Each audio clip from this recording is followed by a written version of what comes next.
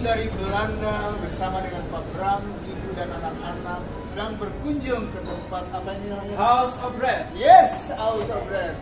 Dan memang kita sedang mempersiapkan masa yang akan datang. Yes. Dan akan percontohan ini akan ada juga di negeri Belanda suatu Oh. saat. Yes. Ucapan terima kasih kami untuk Pak Wiryo untuk karya yang begini besar.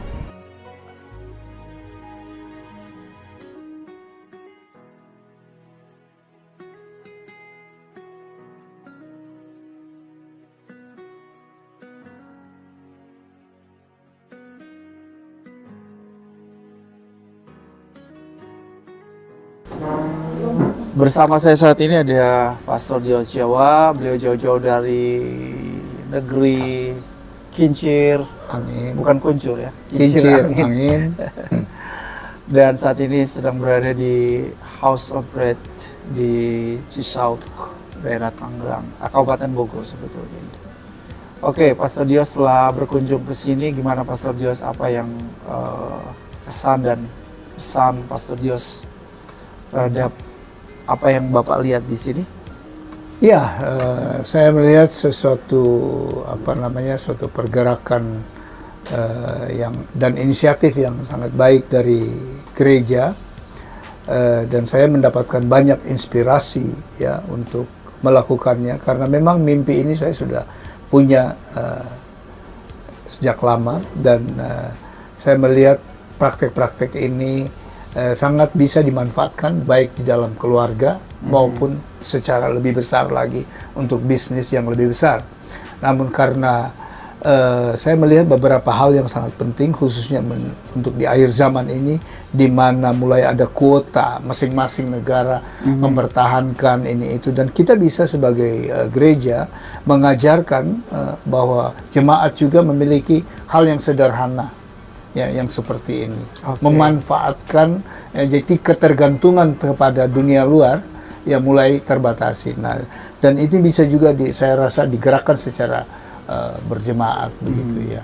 Dan juga kita juga bisa membuat suatu proyek yang lebih besar untuk menangani ya kasus-kasus di masa datang mengenai persoalan pangan, apalagi kalau misalnya perang, transport dan lain sebagainya.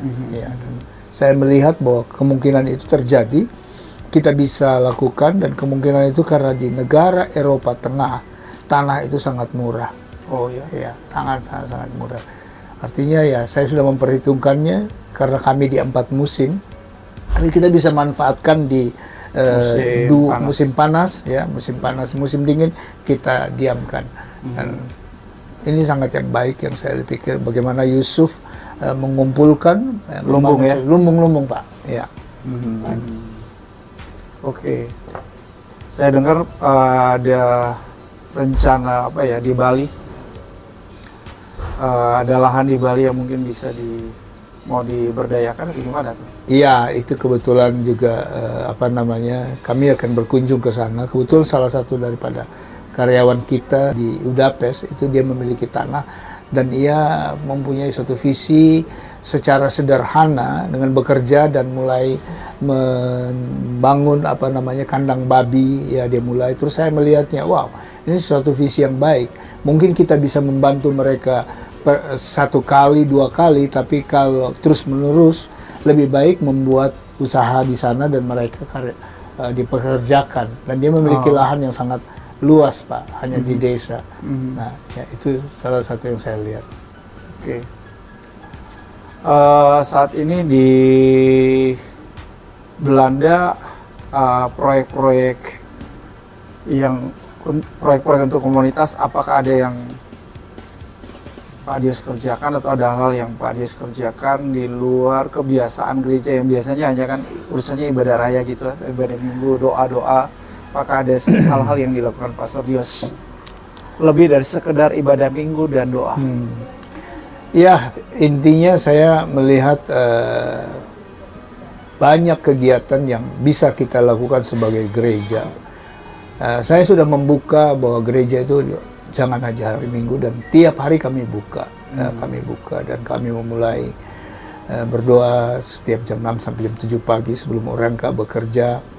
Namun karena saya percaya lewat doa banyak hal yang akan dibukakan. Nah, hal-hal yang praktis yang saat ini saya lakukan, contoh memanfaatkan gudang di gereja yang akhirnya menjadi garasi untuk mobil.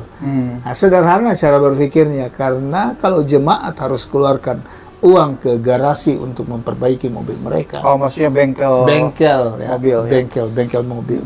Jadi mereka bisa ya kita punya fasilitas itu secara secara berjemaat. Dan selain itu saya juga punya transportasi untuk pindah atau apa-apa begitu. Itu saya punya dan itu bisa dipakai oleh jemaat walaupun mereka menyewa, namun mereka menyewa secara sederhana. Juga gedung gereja dipakai untuk acara-acara fasilitas seperti acara ulang tahun, pernikahan. Jemaat itu dapat korting 50%, Pak. Nah, daripada mereka harus nyewa gedung di luar. Nah, jadi kita lebih aktif di dalam berjemaat dalam kegiatan itu. Selain itu, saat ini kami juga menyediakan beberapa ruangan untuk disewa untuk pelajar Indonesia, Pak. Nah, karena saya berpikir mereka-mereka ini akan kembali ke negaranya masing-masing, ke Indonesia. Mereka jadi ya ilmuwan yang bisa membangun Indonesia. Dan karena itu saya mempunyai prinsip, karena mereka yang tahun pertama, Pak, itu dapat dari pemerintah kalau mereka cepat dapat, tapi setelah tahun kedua mereka harus keluar. Nah, bagi mereka yang di tahun pertama tidak mendapatkan tempat, saya lebih mendahulukan daripada mereka yang sudah tahun kedua, karena mereka sudah sempat tinggal dan adaptasi di negeri Belanda, tapi yang tahun pertama masih buta. Nah, karena itu di gereja juga ada seorang jemaat yang bikin sepeda. Nah, ini satu keperluan basis. Nah, itu saya connecting, jadi mereka kalau ada orang baru ya beli sepeda kepada dia. Itu hal-hal yang sederhana praktis ya, Pak. Ya. Selain ada ini juga ya, kegiatan-kegiatan yang memberkati gereja-gereja lain ya, yang Pastor Dios lakukan. Iya, itu jadi saya punya prinsip bahwa kesetaraanku adalah kesetaraan mereka juga. Jadi artinya gedung gereja itu kan sangat kurang, jadi ya kami menyewakan untuk Ethiopia atau gereja orang Ghana, orang Afrika, dan juga dengan harga yang berbeda. Kalau saya lihat gerejanya kecil, kita memiliki suatu visi yang cukup luas bahwa gereja harus memiliki segala sesuatu yang ditawarkan dan diperlukan oleh masyarakat secara umum. Misalnya sport, ya, sekolah berenang, apa-apa yang bisa ditawarkan oleh perusahaan dunia. Kenapa tidak gereja bisa tawarkan? Lebih baik mereka bersport, membangun komunitas di dalam itu. Jadi itu salah satu pandangan ke depan kita jika kami boleh mendapatkan gedung-gedung lainnya yang kita bisa manfaatkan begitu ya. Good, excellent. Apa ada pesan untuk yang lagi menyaksikan program ini? Ya, pesan saya rasa kita akan memasuki masa-masa sulit ya. Minimal kita mempersiapkan yang paling sederhana yang bisa kita lakukan. Ya, itu salah satu yang saya pikirkan begitu. Misalnya apa? Misalnya kita memiliki perkelimpahan dalam bidang seperti ini, hidroponik lahannya sedikit. Ya, kita kan bahkan mengalami krisis makan, ya, dan orang-orang kita bisa bantu dengan cara membuat seperti ini di rumah tangga ya. Ya. Mungkin di Indonesia tidak terlalu terasa, tapi kalau di Eropa begitu. Bahkan untuk hidroponik yang luas, itu saya sedang berpikir karena banyak sekali orang Indonesia, Asia yang tinggal di Eropa, dan untuk mendapatkan bahan-bahan pokok itu kan susah. Cabai, lengkuas, ini itu. Kalau kita bisa produk sendiri, kita nggak perlu import ya dari Indonesia. Tapi kita mencukupi keperluan di sana dengan cara demikian. Ya. Salah satu yang saya lihat. Great. Heaven on earth. Amen. God bless you.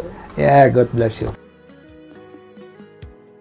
Kita ditraktir oleh Pak Wiryo. Ya. Pak Wiryo betul. Terima kasih Pak Wiryo.